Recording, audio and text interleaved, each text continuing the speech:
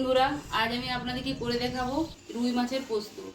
এই মাছটি অবশ্য আমাদের পুকুরে ধরা হয়েছিল, কাটার ভিডিও আমি দিতে পারিনি, অন্যদিন দিয়ে দেবো। বড়শি করে ধরা হয়েছিল মাছটায়। আমি নুন, হলুদ,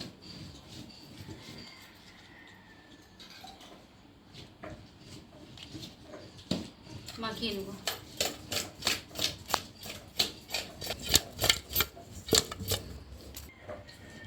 উনানটা ধরে গেছে, এরপর আমি কড়াই বসিয়ে নেব।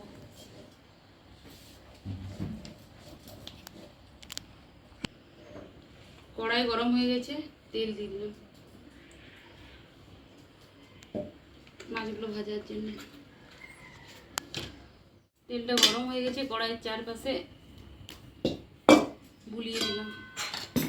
এক এক করে মাছগুলো ছেড়ে দেবো।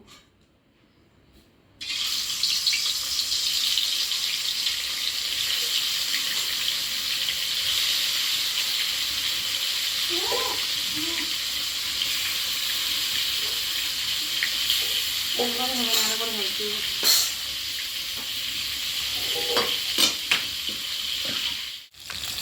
মাছটি আমি পাল্টে দিচ্ছি। এক পাশটা লাল লাল করে ভাজা হবে, চার পাশটা লাল লাল করে ভেজে দেবো।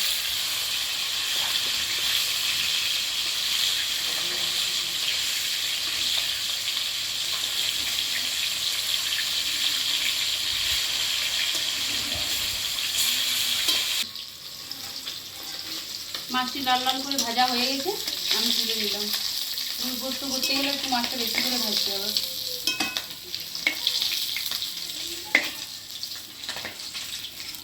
আর যে মাছগুলো বাকি আছে সেগুলো আমি দিয়ে দেবো।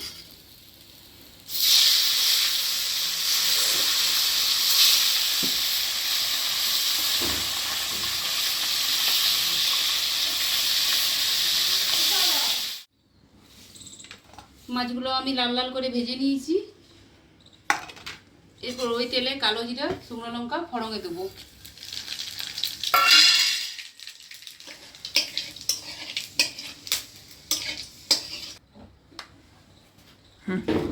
ওই তেলে আমি একটা পেঁয়াজ আর চার কোয়া রসুন বেটে নিয়েছি, বেটে ওই তেলে দিয়ে দিলাম।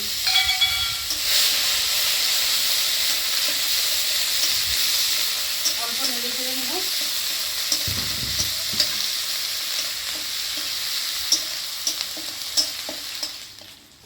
দুটো টমেটো পেস্ট করে রেখেছি, টমেটোটা দিয়ে দেবো পেঁয়াজটা ভাজা হয়ে যাওয়ার পর।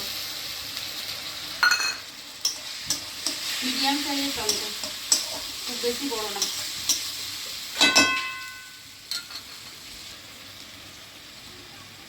এরপর পরিমাণ মতো নুন দিয়ে দিলাম।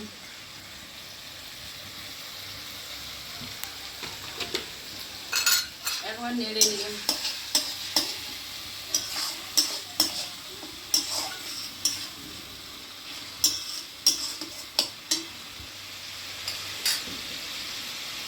টমেটোটা ভাজা হয়ে গেছে, তেল বার হয়ে গেছে, তেল ছেড়ে দিয়েছি।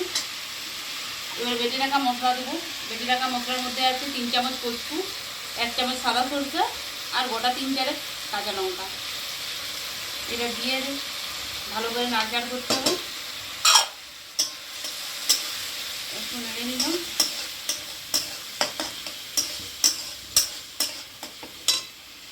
মশলা ধোয়া জল দিয়ে দিলাম, ভালো করে কষিয়ে দেবো। তেল ছেড়ে দিয়েছে, এরপর আমি জল দিয়ে দেবো। পরিমাণ মতো জল দিয়ে দিলাম।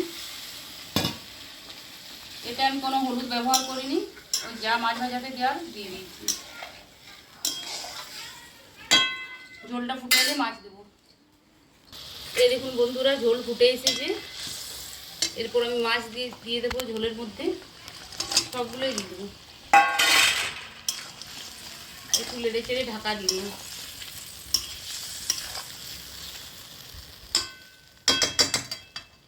2 মিনিট মতো ফুটিয়ে নেব।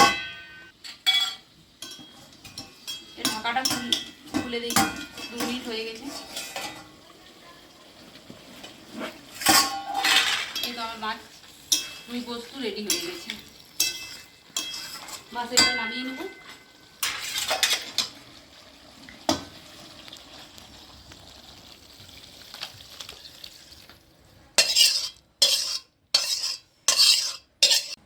বন্ধুরা, মাসিমানির যদি রান্না আপনাদের ভালো লাগে তাহলে লাইক, কমেন্ট, শেয়ার করবে এবং আরও নতুন নতুন রান্নার জন্য চ্যানেলটিকে সাবস্ক্রাইব করে পাশে থাকুন।